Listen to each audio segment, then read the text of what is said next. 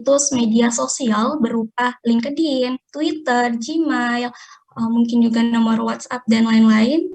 Itu gunanya agar peserta didik mudah mengirim pertanyaan jika ada materi yang kurang dipahami.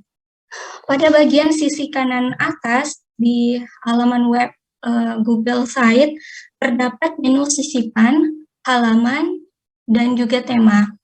Pada bagian sisi bawah terdapat footer yang digunakan untuk menulis copyright atau situs teman-teman, nama lengkap teman-teman sebagai orang yang membuat Google Sites tersebut.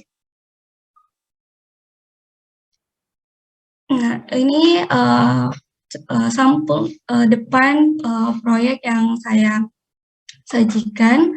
Itu terdapat beberapa menu, kemudian membuat judul, memasukkan gambar, kemudian ada petunjuk penggunaan, kompetensi dasar, dan hal lainnya. Selanjutnya pada tampilan muka, halaman muka, media pembelajaran interaktif Google Site, dalam proyek yang saya buat, itu memasukkan 6 item. Yang pertama ada tujuan, kemudian ada peta konsep, materi pembelajaran, pengayaan, kemudian ada form atau satu ruang untuk modul dan video pembelajaran, juga profil dari pengajar atau guru itu. Nah, untuk membuat menyajikan menu, halaman pada sisipan di sebelah kanan menu, kemudian pilih tipe blokir konten yang berjumlah 4. Jadi saya menggunakan 4 item dulu, kemudian menambah 2 item sehingga hasilnya seperti gambar di layar. Waalaikumsalam warahmatullahi wabarakatuh. J. Tersuti, Bapak J. Alhamdulillah. Selanjutnya kita masuk ke halaman muka.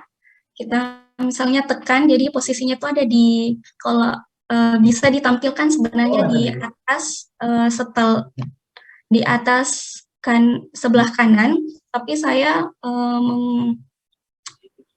lebih memilih untuk menyisipkannya sehingga ditekan garis ini di sebelah kiri atas, kemudian nanti akan muncul tampilan seperti ini ya. Ada halaman muka, tujuan, peta konsep, materi, pengayaan, modul, dan video, serta profil. Ketika saya menekan tujuan, maka akan muncul menu seperti di sebelah kiri ini. Jadi peserta didik dapat memahami apa itu teks pidato perspektif, kemudian cara mengidentifikasikannya seperti apa, dan seterusnya. Pada bagian kedua atau item kedua itu kita akan menekan tombol konsep dan akan tampil bentuk seperti ini. Jadi saya membuat skema atau bagan konsep yang di dalamnya apa yang akan dipelajari oleh peserta didik. Mereka akan mengetahui pengertian dari teks pidato persuasif, kemudian ciri kebahasaan pidato persuasif, struktur pidato persuasif, dan ciri-ciri kebahasaan dari teks pidato persuasif itu sendiri. Kemudian pada item materi pembelajaran itu memuat materi yang akan peserta didik bisa baca untuk di item ini. Seperti nanti disajikan pengertian pidato persuasif, ciri-ciri, kemudian struktur, ciri kebahasaan, serta contoh dari teks pidato persuasif itu sendiri. Nah, pada cara membuat itu, pada bagian item peta konsep dan materi pembelajaran, bagian inti. Jadi, kedua hal ini poin penting dalam media interaktif yang saya buat atau susun. Pada peta konsep dimasukkan agar memudahkan peserta didik dalam mengetahui mind mapping dalam materi yang akan diajarkan oleh guru.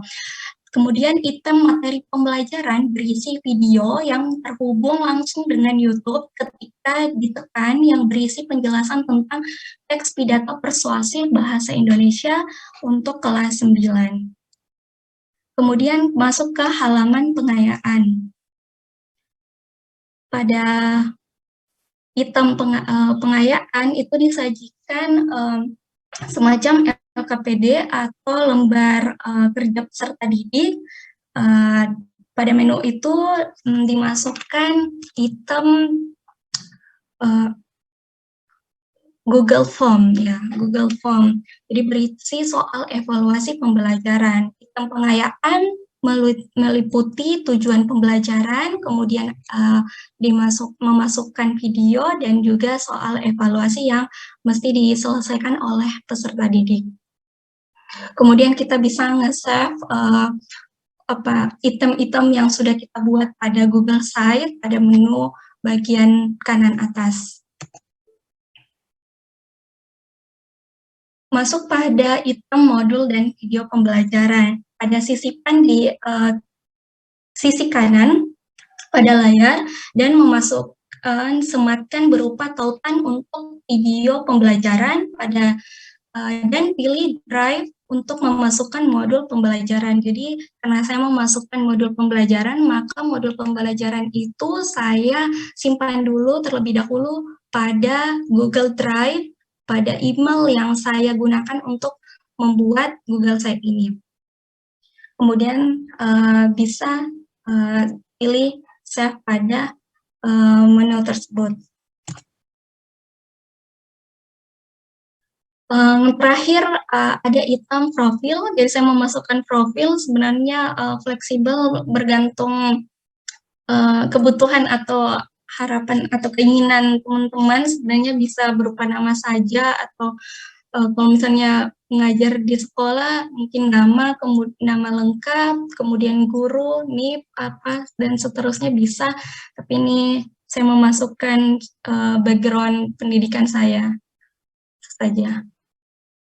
Kemudian kita bisa nge-save untuk keseluruhan item yang telah dibuat. Jadi kurang lebih seperti itu cara pembuatan Google Site multimedia pembelajaran interaktif yang saya susun. Kita ketahui bersama bahwa media pembelajaran adalah alat yang dapat membantu proses belajar mengajar sehingga makna pesan yang disampaikan menjadi lebih jelas dan tujuan pendidikan atau pembelajaran dapat tercapai dengan efektif dan efisien menurut Nurita pada tahun 2018. Nah, juga disampaikan oleh Rashid dan Rohani bahwa bagi guru, media pembelajaran itu membantu mengkonkretkan konsep atau gagasan dan membantu memotivasi peserta didik belajar aktif.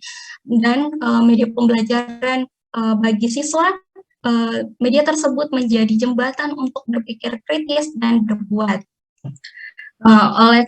Dengan demikian, saya menyimpulkan bahwa media dapat membantu tugas guru dan siswa untuk mencapai kompetensi dasar yang telah ditetapkan.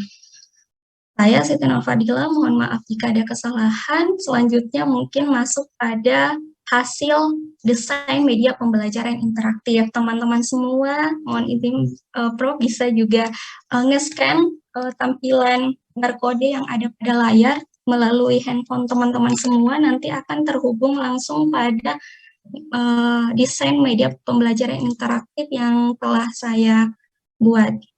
Gitu. Jadi saya kasih waktu 10 detik sebelum menutup ini, bisa teman-teman akses langsung menggunakan barcode ini. Jika sudah selesai, saya izin menutup. Kemudian masuk pada bagian hasil desain.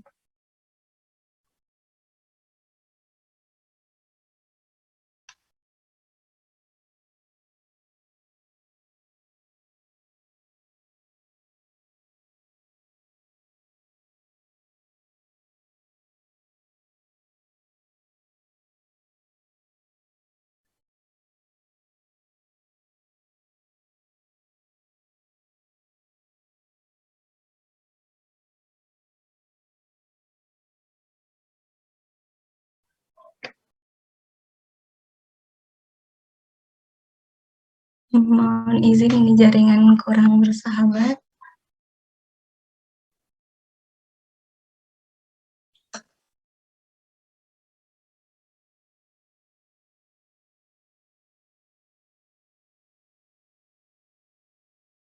Jadi setelah menyelesaikan multimedia interaktif dalam bentuk Google Sites, karena saya memperhatikan ketika kita menggunakan akun Gmail atau mungkin laptop yang sama itu modelnya nggak langsung bisa seperti terpublikasikan karena seperti kita masih menyusun, jadi ditekan yang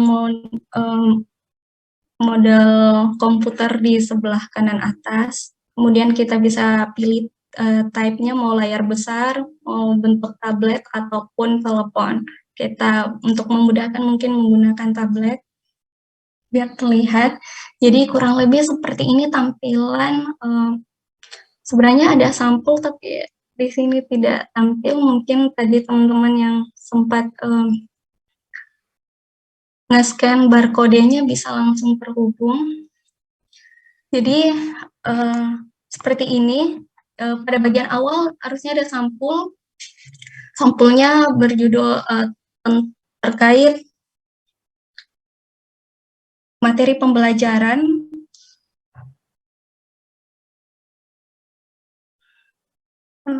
Pada halaman muka itu judul, kemudian ada background, teks pidato persuasif untuk kelas 9 SMP atau MTS sederajat.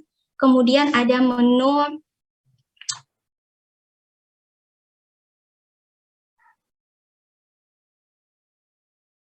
media sosial. Kalau nggak ada ya.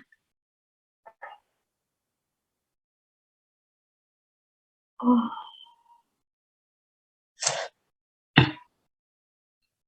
Nah, seperti ini.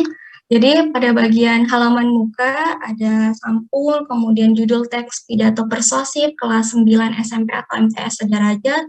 Di bawahnya ada akun yang bisa teman-teman masukkan, bisa ditambah atau dikurangi juga bisa. Kalau saya pribadi memasukkan LinkedIn, kemudian ada Twitter, juga email. Sebenarnya boleh salah satunya saja, itu gunanya tadi untuk memudahkan peserta didik jika ada pertanyaan yang ingin disampaikan, biar terekam saja, bisa didata oleh guru, seperti itu. Kemudian saya memasukkan peta lokasi tempat ngajar, misalnya di Kota Semarang. Kemudian di halaman muka juga ada pembelajaran agar ketika peserta didik membuka media tersebut, mereka mengetahui apa yang akan diajarkan pada pembelajaran kali ini, kemudian petunjuk penggunaannya.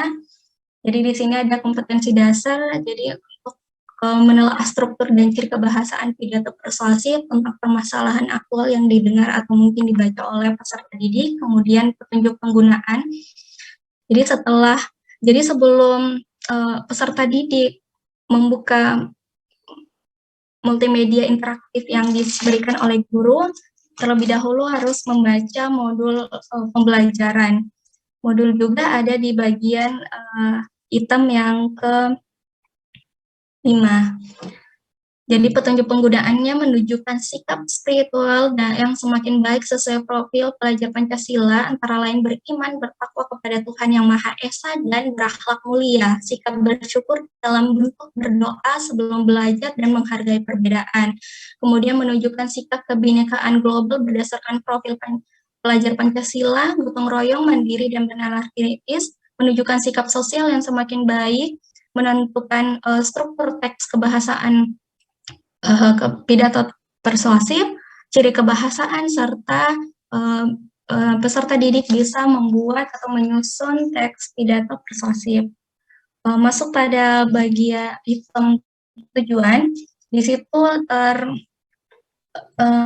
terlihat nampak bahwa yang diharapkan dari materi ini, siswa dapat memahami pengertian dari teks pidato persuasif, kemudian mampu mengidentifikasi gagasan, pikiran, pandangan, atau pesan dari pidato persuasif.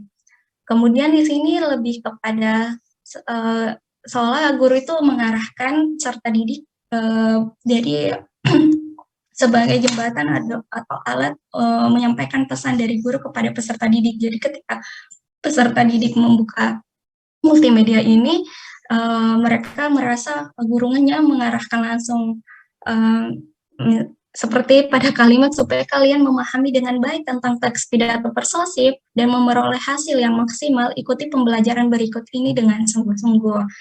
Jadi mengarahkan siswa, bacalah dengan cermat bagian pendahuluan, sehingga kalian memahami benar mengapa, bagaimana harus mempelajari modul yang akan dipelajari pada bagian item 5. Lakukan semua kegiatan yang dianjurkan, kemudian jika masih ada kesulitan dalam memahami materi dalam modul ataupun media ini, bisa menghubungi Bapak atau Ibu ataupun berdiskusi bersama teman-teman melalui Google Classroom ataupun WhatsApp Group. Kemudian memperdalam pengetahuan tentang struktur teks pidato, bisa membaca referensi lainnya tentang ciri kebahasaan teks pidato persuasif seperti pada materi berikutnya. Kemudian ada kalimat penyemangat pada bagian akhir, selamat belajar, sukses selalu. Nah, pada bagian item peta konsep seperti yang disajikan pada cara membuat tadi, menyusun gambar, membuat bagan, kemudian melampirkannya sehingga siswa mudah untuk mengetahui mind mapping dari materi ini, apa yang mereka harus ketahui. Jadi lebih terstruktur begitu. Jadi ada 4 item: pengertian, ciri kebahasaan, struktur, dan ciri-ciri dari pidato persuasif itu. Kemudian pada item materi juga disajikan seperti guru memberikan arahan kepada peserta didik, dimulai dari pembukaan, salam, selamat bertemu kembali dengan pelajaran Bahasa Indonesia. Bagian ini akan membahas tentang teks pidato persuasif, khususnya struktur dan ciri kebahasaan, kemudian memberikan alasan mengapa kita harus mempelajari materi tersebut, kemudian memberikan pengayaan di awal dengan pertanyaan, anak-anak kalian menyaksikan seseorang yang sedang berpidato menyampaikan pikiran dan pendapatnya di ruang publik, sehingga membuat mereka bisa berpikir kritis, dan setelah mengarahkan atau memberikan pertanyaan seperti itu, peserta didik diarahkan untuk menyaksikan video pembelajaran teks pidato persuasif. Untuk video pembelajarannya itu relatif bergantung kesesuaian teman-teman, tapi saya karena ini di sini kurikulum 2013, tapi karena materinya yang cukup bagus dari penjelasan akun channel ini, maka ini yang saya lampirkan, bisa disesuaikan dengan kebutuhan guru atau peserta didik. Kemudian setelah menyaksikan atau menyimak video, kita menyampaikan bahwa pidato itu apa, sehingga ketika menyaksikan video tersebut, itu peserta didik bisa lebih mengetahui dan lebih terbuka pikirannya bahwa selaras dengan apa yang saya simak pada video YouTube tersebut. Lalu menyajikan materi, ada pengertian, ciri-ciri pidato persuasif, kemudian struktur teks pidato persuasif, juga ciri-ciri kebahasaannya, serta contoh dari teks pidato persuasif itu sendiri. Selanjutnya item pengayaan, memuat ya semacam LKPD, lembar kerja peserta didik, memuat nama, tujuan, kemudian ada video yang akan mereka tonton. Dari video tersebut mereka akan mengerjakan latihan soal. Di sini soalnya relatif, sebenarnya bisa nanti saya tambah untuk bagian misalnya pilihan ganda, uraian, isian, tapi untuk di sini lebih ke uraian. Jadi ada yang memuat tujuan dari pembelajaran yang diinginkan pada materi ini. Kemudian modul dan video.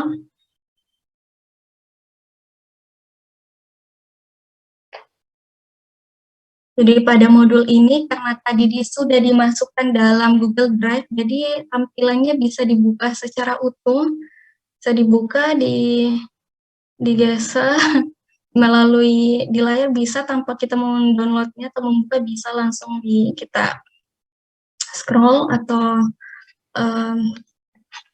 turunkan seperti itu. Jadi dalam modul pembelajaran ini memuat, kita masuk pada daftar isinya.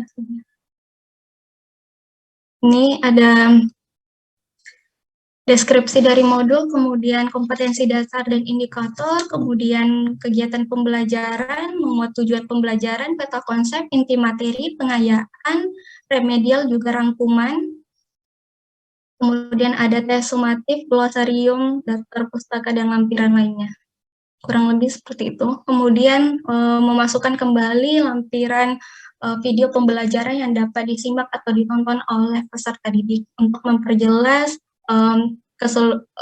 keseluruhan materi pembelajaran yang dipelajari oleh peserta didik. Dan yang terakhir, profil dari pengajar atau guru itu sendiri. Kurang lebih seperti itu tampilan multimedia interaktif yang telah saya susun. Mohon saran, arahan, dan masukannya agar multimedia ini bisa lebih baik lagi. Demikian apa yang telah saya sampaikan, semoga bermanfaat. Wassalamualaikum warahmatullahi wabarakatuh. Waalaikumsalam Waalaikumsalam warahmatullahi wabarakatuh. Terima kasih media Mbak Siti, juga tidak kalah lengkap dan menarik ya. Mungkin ada sedikit celah yang mungkin nanti teman-teman ingin memberikan saran kepada Mbak Siti.